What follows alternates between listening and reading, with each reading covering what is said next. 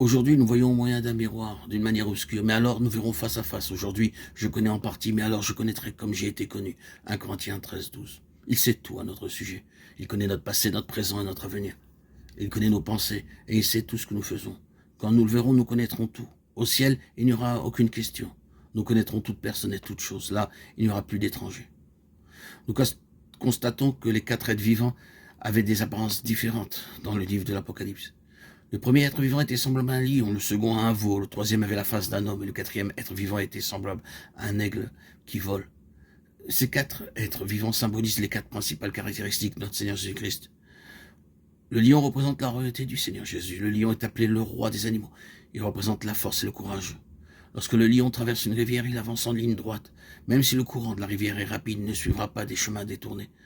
D'autres animaux sont effrayés, mais le lion ne l'est pas. Même un homme vigoureux sera emporté par le courant de la rivière, tandis que le lion avance en ligne droite. Ainsi, nous devons recevoir la nature de notre Seigneur Jésus-Christ, une nature semblable à celle d'un lion. Le second être vivant était semblable à un veau. Un veau est un symbole du sacrifice. Le Seigneur Jésus-Christ s'est livré lui-même comme notre sacrifice d'expiation, de culpabilité, d'action de grâce, comme notre offrande et comme l'Holocauste. Grâce à son sacrifice, il a pourvu à tout. Il est mort à notre place, il a pris sur lui nos péchés, il est devenu notre sacrifice d'expiation. Il a pris sur lui notre jugement et notre condamnation. Il est également notre sacrifice de culpabilité. Bien que nous soyons nés de nouveau, nous commettons des péchés en pensée, en parole et en acte, quand nous sommes trompés par l'ennemi. Notre Seigneur est notre sacrifice de culpabilité, afin de nous purifier de toute souillure qui pénètre en nous après notre nouvelle naissance. Il est aussi notre sacrifice de paix. Lorsque l'ennemi introduit quelques craintes dans nos cœurs, nous allons à lui. Il nous dit alors, je suis ton sacrifice de paix, n'aie pas peur. Je suis avec toi, je ne te délaisserai point, et je ne t'abandonnerai point. C'est de cette façon qu'il nous donne la paix intérieure. Il est aussi notre offrande de gâteau, il nous accorde de façon quotidienne la force pour nos fardeaux. Il est encore notre holocauste afin de nous rendre parfaits. Il nous dit, soyez donc parfaits comme votre Père Céleste est parfait. Matthieu 5, 48. Comment pouvons-nous être humains, parvenir au trône du Seigneur Jésus-Christ? Tout simplement, en le voyant comme un veau. Il nous dit, je suis ton holocauste. L'holocauste représente la vie parfaite de notre Seigneur Jésus-Christ. Il est notre perfection et notre justification. Le Seigneur vivant devient lui-même notre perfection. Nous devons réclamer par la foi la perfection, la justice et la sainteté du Seigneur Jésus-Christ. Il est notre sanctification. Si nous essayons de devenir saints par nous-mêmes, nous serons défaits et confondus. Mais par la foi, nous devons dire, Seigneur, tu es ma perfection, tu es ma sanctification, tu es ma vie, tu es ma force, et tu es tout pour moi. Ainsi, le veau nous rappelle que le Seigneur Jésus-Christ est devenu un sacrifice parfait en notre faveur. Il est notre sacrifice d'expiation, notre offrande de gâteau, notre sacrifice d'action de grâce et notre holocauste. Dès les chapitres 5 et 6 du Lévitique, nous sont donnés les détails concernant ces sacrifices. Le Seigneur Jésus-Christ lui-même est le seul sacrifice grand et parfait.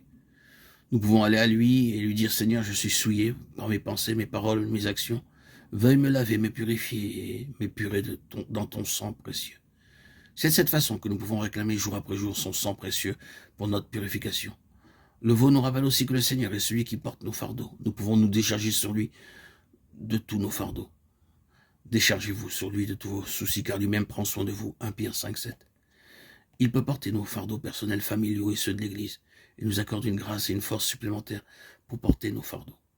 Le troisième être vivant avait la face d'un homme. Ceci montre que le Seigneur connaît toutes nos faiblesses. Car assurément, ce n'est pas à des anges qu'il vient en aide, mais c'est à la postérité d'Abraham. Hébreux 2,16.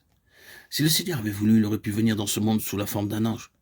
Mais il s'est fait homme de sorte que nous pouvons aller à lui en toute liberté. Il a rencontré toute tentation possible que l'homme connaît et il est demeuré sans péché. Pendant 40 jours, il fut tenté par le diable à travers toutes sortes de tentations. Je sais par expérience que mon Seigneur connaît toutes mes faiblesses, mes manquements et mes tentations. Il est mon souverain sacrificateur et je peux aller à lui sans aucune crainte et lui dire librement toutes choses. De la façon suivante, Seigneur, c'est vrai que j'ai fait toutes ces choses, j'ai failli à ton égard. Je t'ai attristé toujours à nouveau. J'ai péché contre toi. Aie pitié de moi, lave-moi. Nous pouvons aller à lui avec hardiesse et il nous lavera, nous purifiera et nous relèvera toujours à nouveau. Car il est notre souverain sacrificateur, miséricordieux, fidèle et vivant, qui fait propitiation pour les péchés du peuple. C'est pourquoi il dut en toute chose être rendu semblable à ses frères, afin qu'il fût un miséricordieux et fidèle souverain sacrificateur dans les choses qui concernent Dieu pour faire propitiation pour les péchés du peuple. Hébreux 2, 17. car ayant été tenté lui-même dans ce qu'il a souffert, il peut secourir ceux qui sont tentés. Hébreux 2,18. Ce verset nous donne de la force. Quelle que soit notre faiblesse ou notre besoin, le Seigneur les connaît entièrement.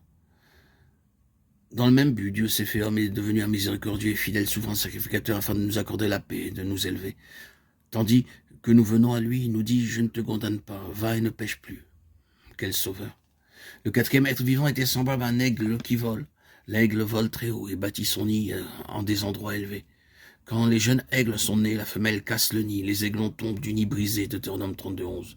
Il s'écrie « Ô mère, ne sois pas si cruelle, aie pitié de nous, nous sommes jeunes, nous ne pouvons pas voler, veuille nous aider. » Alors tout de suite, la mère aigle vient sous eux pour les porter sur ses ailes.